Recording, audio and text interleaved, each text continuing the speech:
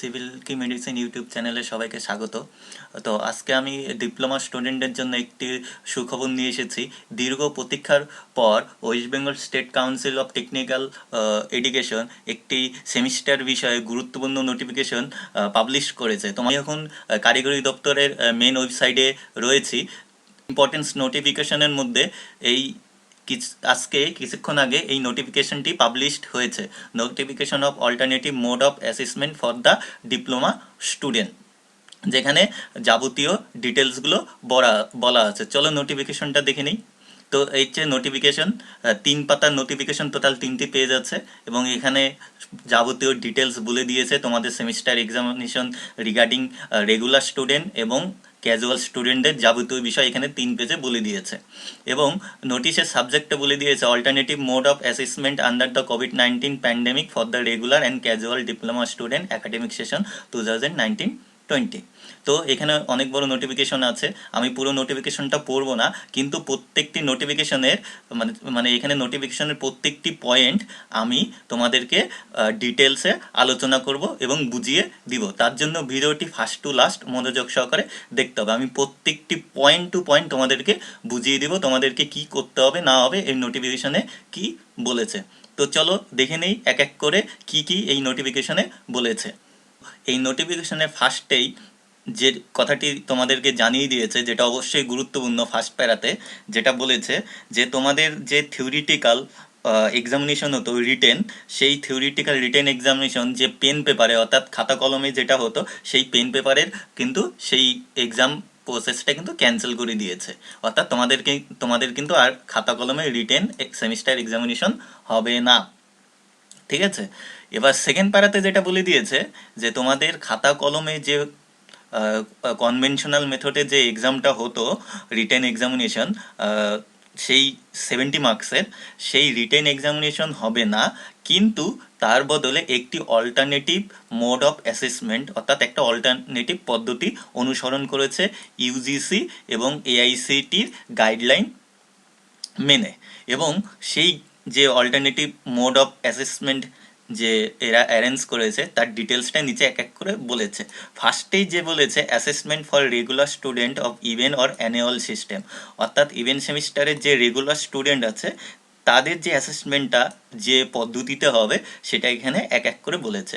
First point যেটা বলেছে internal assessment সম্বন্ধে অফ থিওরিটিক্যাল সাবজেক্ট, অর্থাৎ তোমাদের থিওরিটিক্যাল সাবজেক্টের যে ইন্টারনাল অ্যাসেসমেন্ট হতো, অর্থাৎ যেটা আমরা অনেকেই ক্লাস টেস্ট বলি, 20 মার্কসের যেটা হতো, সেইটা তো ডিউ টু লকডাউন অনেক কলেজেই হয়নি, ম্যাক্সিমাম কলেজেই হয়নি। তো সেটা কি করে হবে? তো সেটা তোমাদের এখানে 3টি পদ্ধতি বলে দিয়েছে।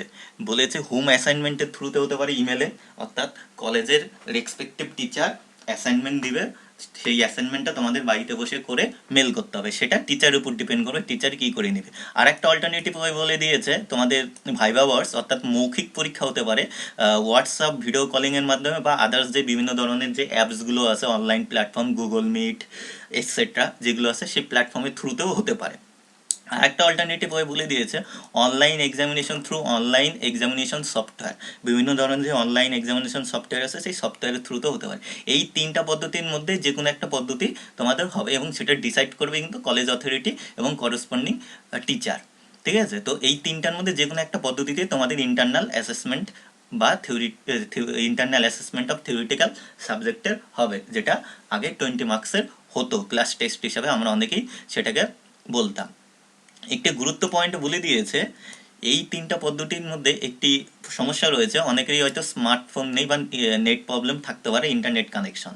তো যাদের স্মার্টফোন নেই এবং ইন্টারনেট কানেকশনের প্রবলেম আছে তাদের ক্ষেত্রে কিন্তু টেলিফোনিক কনভারসেশনের মাধ্যমে কিন্তু ভাইবা অর্থাৎ তোমাদের মৌখিক পরীক্ষা করসপন্ডিং টিচার নিতে পারবে টেলিফোনিক রাউন্ডে। তার জন্য তোমাদেরকে আগের থেকে কলেজ অথরিটিকে জানিয়ে দিতে হবে যে তোমার স্মার্টফোন বা ইন্টারনেটের প্রবলেম আছে, সেই হিসাবে কলেজ একটা টাইম শিডিউল করে তোমাদের টিচাররা টেলিফোনিক কনভারসেশনের মাধ্যমে তোমাদের ভাইবাটা নিয়ে নেবে। এই পয়েন্টটা ছিল হচ্ছে রেগুলার স্টুডেন্টদের internal assessment of theoretical subject. এবার নেক্সট যেটা আছে সেটা হচ্ছে টিচার্স অ্যাসেসমেন্ট বলে যে একটা পার্ট থাকতো, অর্থাৎ 10 মার্কস যেটা থাকতো। টোটাল 30-র মধ্যে 20 থাকতো ক্লাস টেস্ট বা internal assessment of the theoretical subject, আর একটা 10 থাকতো হচ্ছে অ্যাসাইনমেন্ট প্লাস হচ্ছে অ্যাটেন্ডেন্স, মেন অ্যাটেন্ডেন্সের উপর বেস করে যে 10 মার্কস থাকতো, সেই 10 মার্কসটা বলে দিয়েছে যে সেটা টিচার লাস্ট তোমাদের যে 23rd মার্চ অবধি যে ক্লাস হয়েছিল সেই ক্লাসের উপর বেস করে এবং আগের সেমিস্টারে অ্যাটেন্ডেন্সের উপর বেস করে টিচার সেই 10 মার্কসটি তোমাদের দিবে, যে যেরকম অ্যাটেন্ডেন্স হয়েছিল 23rd মার্চ অবধি এবং আগের সেমিস্টারের উপর বেস করে। ঠিক আছে, নেক্সট যেটা বলেছে external assessment of the theoretical subject.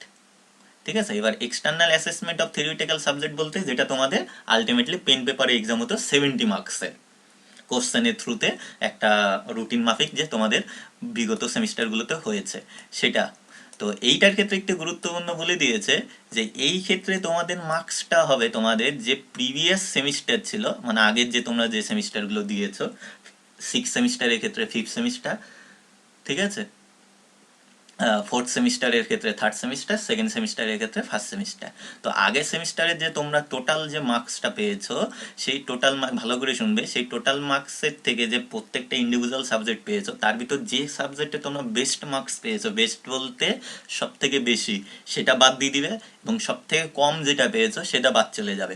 বাকি যে সাবজেক্টগুলো থাকবে তার যে এভারেজ করে যে পার্সেন্টেজ হবে সেই পার্সেন্টেজ মার্কসটা কিন্তু তোমাদেরকে দিবে। ব্যাপারটা কীরকম, তোমাদের যদি 6টা সাবজেক্ট যদি আগের সেমিস্টারের থেকে থাকে, 6টার ভিতরে কোনো একটা সাবজেক্ট হচ্ছে সব থেকে বেশি পেয়েছো সেটা বাদ চলে যাবে, আর একটা সব থেকে কম যেটা পেয়েছো সেটা বাদ চলে যাবে, তাহলে থাকলো কয়টা, 4টা সাবজেক্ট। সেই 4টা সাবজেক্টের এভারেজ করে যে পার্সেন্টেজ মার্কসটা আসবে সেই পার্সেন্টেজ মার্কসটাই কিন্তু তোমাদেরকে দিবে।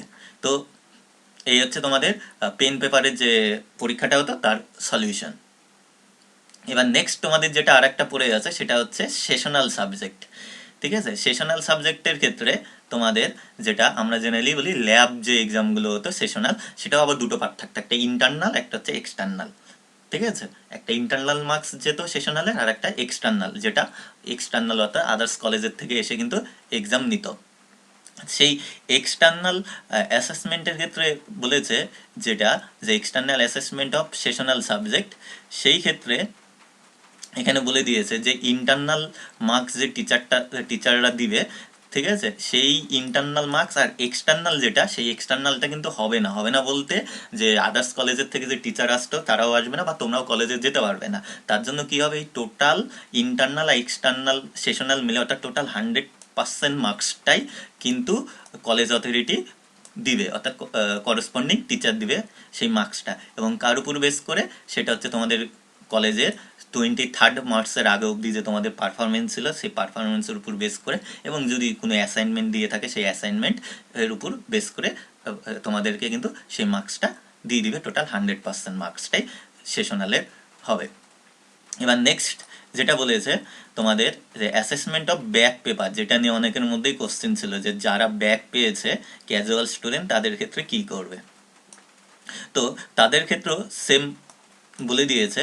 তো এখানে বলেছে যাদের ব্যাক পেপার ছিল তাদের যে করসপন্ডিং যে ইভেন্ট সেমিস্টার ছিল, অর্থাৎ যাদের এখন 6 নম্বর সেমিস্টার তাদের ক্ষেত্রে তো 4 নম্বর সেমিস্টারের ব্যাক পেপার আছে, আর যারা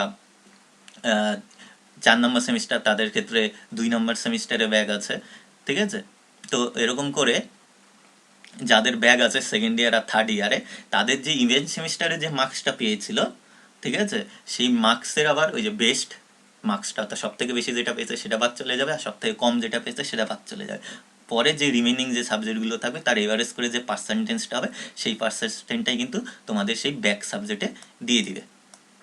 ঠিক আছে, বোঝা গেল, এটা মাত্র একমাত্র ক্যাজুয়াল স্টুডেন্টদের জন্য, এবং সেটা অবশ্যই সেকেন্ড ইয়ার আর থার্ড ইয়ারদের জন্য। ঠিক আছে, তো এই হচ্ছে গুরুত্বপূর্ণ নোটিফিকেশনটি ছিল, পুরো ডিটেলসটি। তারপরে যেটা একটা গুরুত্বপূর্ণ বিষয় বলেছে, এই যে তোমাদের যে অল্টারনেটিভ অ্যাসেসমেন্ট হবে তার জন্য তোমাদের একটা ফি পেমেন্ট করতে হবে অনলাইন মোডে। ঠিক আছে, এবং অ্যাপ্লিকেশন করতে হবে, যেরকম আমরা জন্য এক্সাম ফর্ম ফিল আপ করতাম ঠিক সেরকমই এটার জন্য একটা অনলাইন অ্যাপ্লিকেশন ফিল আপ করতে হবে, যার লিঙ্ক ওয়েবসাইটে দিয়ে দিবে তোমাদেরকে। ওয়েবসাইটে অক্ষদক্ষ বলছে এবং দিয়ে দিলে আমি তোমাদেরকে জানিয়ে দিব, এবং তাদের জন্য মানে তার জন্য তোমাদেরকে 200 টাকা একটা অ্যাপ্লিকেশন ফি তোমাদেরকে দিতে হবে। ঠিক আছে, তোমাদেরকে 200 টাকা অ্যাপ্লিকেশন ফি দিতে হবে টোটাল। ঠিক আছে, দিয়ে তোমাদেরকে অ্যাপ্লাই করতে হবে এবং সেটা আলাদা আলাদাভাবে, ক্যাজুয়াল এর জন্য আলাদা এবং রেগুলার স্টুডেন্টদের জন্য আলাদা। ঠিক আছে, তো এটা একটা গুরুত্বপূর্ণ বিষয় ছিল। এবং আরেকটি গুরুত্বপূর্ণ বিষয় যেটা বলেছে সেটা হচ্ছে লাস্ট পয়েন্ট, পয়েন্ট নাম্বার 4-এ যেটা বলেছে সেটা বলেছে scope for improvement of marks. অর্থাৎ এখানে একটি গুরুত্বপূর্ণ বিষয় বলে দিয়েছে যেটা তোমাদেরকে মন দিয়ে শোনা উচিত। যেটা বলেছে তোমাদের যে এই অল্টারনেটিভ অ্যাসেসমেন্ট হবে, আফটার অল্টারনেটিভ অ্যাসেসমেন্ট তোমাদের রেজাল্ট পাবলিশ হবে এবং তোমরা মার্কশিট পেয়ে যাবে। এবং সেখানে যে তোমরা মার্কসটি পাবে সেই মার্কস সম্বন্ধে যদি তোমাদের কোনো ডাউট থাকে, মানে তোমরা যদি অসন্তুষ্ট হও যে হ্যাঁ মার্কস তোমরা ঠিকঠাক পাওনি, তোমার কম হয়েছে, তাহলে তুমি কি করতে পারো, তার জন্য তুমি অ্যাপ্লাই করতে পারো যে তাহলে তোমাদেরকে কি হবে, তখন তোমাদের কিন্তু কনভেনশনাল পেন পেপারে পরীক্ষা দিতে হবে। এবং সেটা কখন হবে, যখন এই কোভিড সিচুয়েশনটা চলে যাবে, নর্মাল কন্ডিশন হবে, তখন তারা নোটিফিকেশন দিয়ে জানিয়ে দিবে, তখন কিন্তু তোমাদের সেই পরীক্ষাটা দিতে হবে। সেই বিষয়ে কিন্তু ফর্ম ফিল আপের সময় একটা ডিক্লারেশন থাকবে। কিরকম ডিক্লারেশন থাকবে, যে আমার মার্কস যদি স্যাটিসফ্যাকশন না হয়, ঠিক আছে, আমি স্যাটিসফাইড না হলে আমি তাহলে অ্যাপ্লাই করব, তাহলে সেই বিষয়ে তাহলে আমাকে আবার পেন পেপারে প্রথম থেকে পরীক্ষা দিতে হবে এবং সেই পেন পেপারে পরীক্ষা দিতে আমি রাজি। তাহলে ব্যাপারটা ক্লিয়ার হলো। তো এই হচ্ছে টোটাল নোটিফিকেশনে ডিটেলস আমি তোমাদেরকে বললাম। তারপরেও যদি তোমাদের কোনো প্রবলেম হয় অবশ্যই আমাকে জানাবে, কমেন্ট করবে, আমি চেষ্টা করব সলভ করার জন্য।